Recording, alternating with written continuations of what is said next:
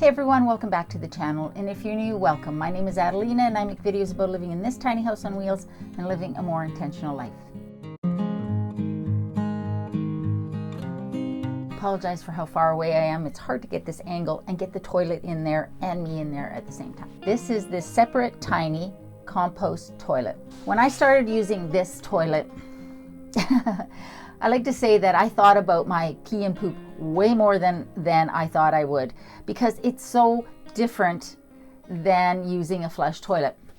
Not in a bad way, actually, but just different. And so I wanted to go over my experience. I do have some footage of installing the toilet, but I was working by myself, so I didn't get great footage, but it's enough for you to get a sense of what it took to install. It was very easy to install, and I've been using it since. I no longer have a flush toilet. So let me show you the process first of getting it installed, and then we'll come back and we'll go through how to use it, all the different parts, that sort of thing.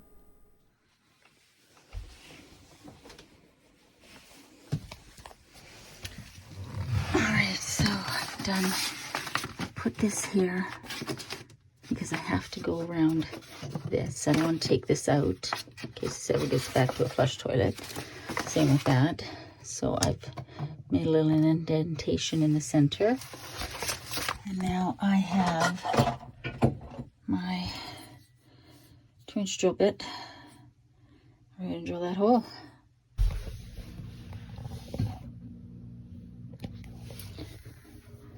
Had to go both through the wall this way and then outside through the wall this way, and then tap out the pieces, because that is a very thick wall with all that spray foam insulation, which is good because that's what we need. But anyways, now that toilet is venting properly, so that's good. Okay, so now that you've seen how this thing got installed, I'm going to show you all of the bits and pieces of it. I have cleaned it, so there's nothing scary in there. If you see anything wet, it's just because it was cleaned with soap and water and vinegar. So no disclaimer warning necessary. So the first thing you're going to see about the Separett toilet is that it's small, which is one of the reasons I chose it, because I didn't want a huge thing. It also looks like a regular toilet, except it doesn't have a tank, which is another reason that I chose it. I didn't want something huge, and I didn't want something that looked weird. I didn't want a weird toilet. I was already getting a weird toilet, but I didn't want a weird looking toilet. So that's one of the reasons that I chose the Separett versus all of the other options. Hey, Sophie. Sophie says hi. So the first thing you're going to see is that this is a urine diverting toilet, which means that the liquids go in the front and the solids go in the back. And one of the things I love about this toilet is that there is a flap in the back that is opened when you sit down. So when you sit down, the flap opens, and it opens all the way. And when you get back up, the flap closes. That is one of the better selling features of this toilet. There are some compost toilets on the market that you have to open that flap manually, and I can imagine a lot of ways that would go wrong, especially if you have guests. So that was another reason that I chose this toilet, because I thought it was probably the easiest one for guests to use without being super intimidating. But it shouldn't be, because it's actually pretty straightforward. So that's what you see when you open it up. There is a little, again, I've cleaned this thoroughly, so I'm going to use my fingers. Don't get grossed out. But there's this little filter here thing, I don't know what you call it, claw looking thing at the front that goes in the little hole for the liquids, and that's to catch any bits of toilet paper or anything like that, I guess, and other stuff that accidentally go down the front. And you can get these little pucks of deodorizer thing, but those gross me out, because every time you open this up, I would imagine every time, it came with one, I never used it, but I would think every time you opened this up, that little puck would fall out and you'd have to be grabbing it, whereas this stays put when you lift this seat up. So let me show you the inside of the toilet. Okay, the inside of the toilet. This lifts up, and you can see that there's where the liquids come out and they go into this jug. Again, everything's clean, so if you see wet, it's not pee. Here is the urine jug. It actually holds an awful lot. What's nice about this is you can sort of hear it in there. It's a little float. And when it gets to a certain point, you can see that the little light is on in the corner there. That's letting me, that will come on when this has gotten almost full. And from that point forward, you could probably use it 1 or 2 times before it was totally full. I've never let it do that. As soon as I see that light, I empty this.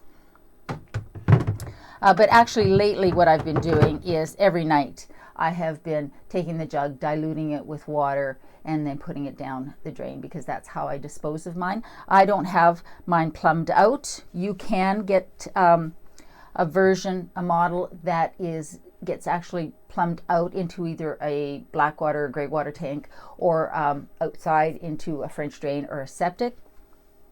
I wasn't sure where I would end up, and I didn't want to cut a hole in the bottom of the house, which is what I would have to do, or find some way to get it down in the drain for the toilet, which would require building this up. It was just going to be too complicated. So this was the easiest solution, and it has actually been super easy. I have a big funnel from the automotive section. I put it in the drain of the tub, and once I fill this up with water to dilute it, I pour it down the drain slowly. Super easy, super clean. Give everything a nice wipe with vinegar and water and a little bit of detergent like a household cleaner, and everything is clean. But I do love that it has that sensor, so that whenever it gets full, and it also does it when you lift this up, the light comes on to let you know. So if you were actually transporting this, there are little caps here that can go. One can go on here, one can go on here. You can screw it on. If you were going to transport this, say you were using this in an RV or something like that, and you didn't have a place, you weren't plumbed in, you could actually take this to the outhouse or to the washroom, into a house, into a regular bathroom. And it's nice that it's got the caps, so you don't have to worry about anything splashing around or spilling. Have never needed to use them. I did actually buy a second jug, because you can get them, just in case I was ever in a place where I couldn't put this, down the drain into a gray water system, or black water, I guess. I could just swap out jugs and put a fresh one in, and while I was waiting to take the other one to a toilet, a flush toilet or an outhouse, to dispose of it. But super nice system actually, and it has been working really well, and this actually holds an awful lot. The next thing you'll find in here is a flap. This is the flap that we saw when you sit down. It's got a little pressure sensor on it. When you lift this up, you might hear a little whirring, but that's because this is plugged in, because there is a fan going 24/7, and it's a very low wattage fan, but it makes sure that there are no smells. And here is the intake for the fan, the air intake for the fan. There is a little screen here, a little cover that's got a screen to keep potentially any bugs from getting through the vent, but there's a screen on the other side, the outside side as well. And again, super nice setup that way. And then we have the jug for the bin for the solids. I found some compostable bags that fit here perfectly, so that's what I'm using. And really, you don't need to change this very often. Empty it very often. And while that might sound gross, the fact is that sorry, let me just stick that back in there. The fact is that because there's a fan going in here at all times, it is actually drying things out in there. I'll just let you use your imagination as to what it's drying, but that means that things are dry in there. There is never any mixing of liquids and solids, so that's where sewage smell comes from. That's what's really gross, because things are separated. Yep, I put toilet paper down there. Some people in here, some people don't. They put their toilet paper in a garbage can.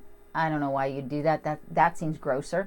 So I just I do my business down, and then I put my toilet paper in there, and we're done. And again, no smell.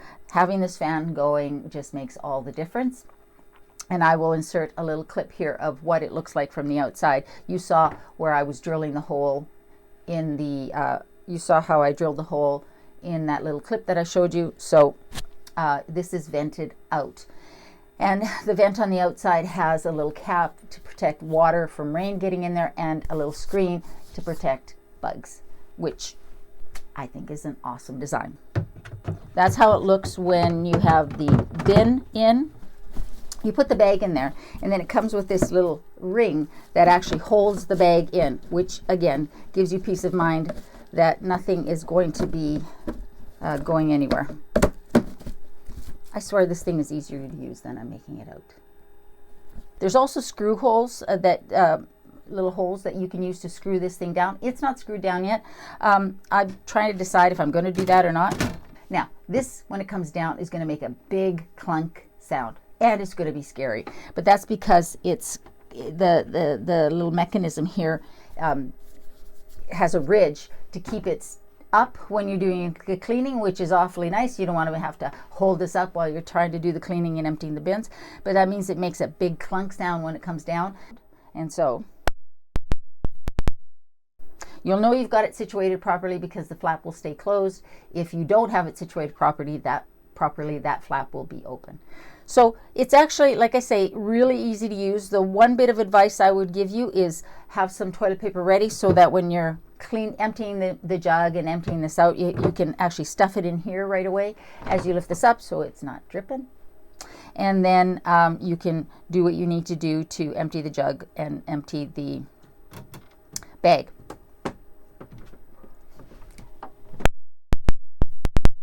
It just stresses me out. So after I've done my business, every single time I spray the front half, the liquids, the funnel part, we'll just call it that, with this solution. This is like about 90% white vinegar. The rest is water, and then I put in just a drop of dish soap and some lemon essential oils, and then a couple drops of peppermint essential oils, just to give it a nice smell. And so this, you're basically cleaning this bowl every single time you go. I just give it a really good spray. Sometimes I wipe it with a little bit of toilet paper. Sometimes I don't, because it just drains down there. But what it does is make sure that everything here is not going to get smelly and stays clean. And then I just clean it once a week like you would your normal toilet. But I find that it's really super easy to use, and I'm actually quite liking it. Like I said before, when I first got this toilet, I thought about my stuff way too much. It was just one of those things that every time I sat down, I was overthinking it. And, you know, it really didn't need to be that way. Once I got used to it, now I don't even think about it. Sitting in a regular toilet with a flush feels weird to me. That splash, you know what I mean, is very concerning, like disconcerting when it happens on a regular flush toilet.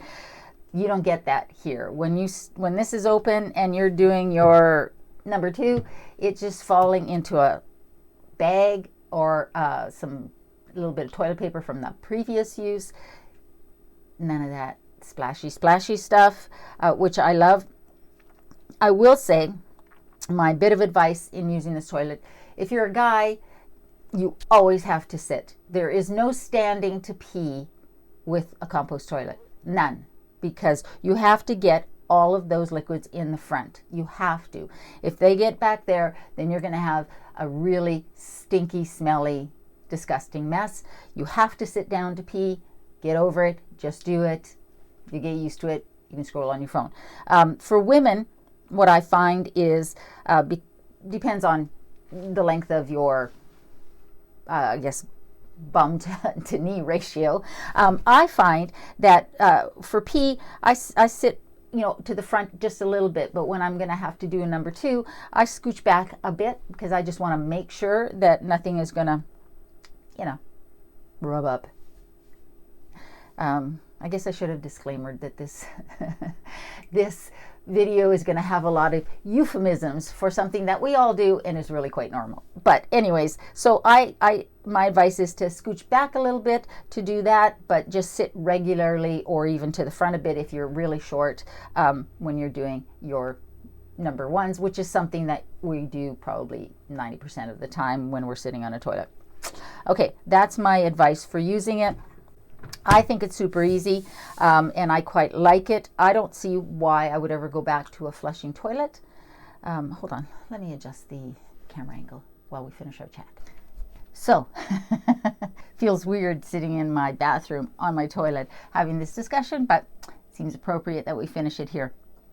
So, after almost 7 months of using this Separett Tiny Compost Toilet, what are my thoughts? I love it. I think that I feel really good that I'm not flushing drinkable water down the toilet every time I need to go to the bathroom. That seems so wasteful for me, especially in a world where fresh water, drinking water, is becoming harder to come by and is a limited resource. So that's number one. Number two, it's easy to use. It's not weird. It looks and feels like a regular toilet pretty much, which is something that I think is a plus, especially if you have guests, because they're going to be a little freaked out at first when you tell them you have a compost toilet. So I think that is one of the pluses. Also, it's small, it's beautiful, it doesn't look weird, it's actually very pretty to have in this space, which I really appreciate. When I bought it from Cabin Depot in Nova Scotia, and when I first got it, that flap would not close, and that obviously was a problem because I don't want to open up the lid and see what was down there, and so I had some problems getting them to send me a replacement flap. It seemed like the communication there was not as good as it could be between the person who took my calls and the person who was in charge of getting that sent out. It took a while. It took almost a month for like back and forthing to get someone to actually send something out, and that was quite frustrating. So I think they're a great company. There's only a couple places in Canada you can order this, and most of them get them from the same supplier, which is where Cabin Depot gets them. I think the problem was probably with the supplier, because the supplier was the ones that was sending me out this replacement flap, so I won't put that all on Cabin Depot. However, it is their customer service department. This was not a cheap toilet.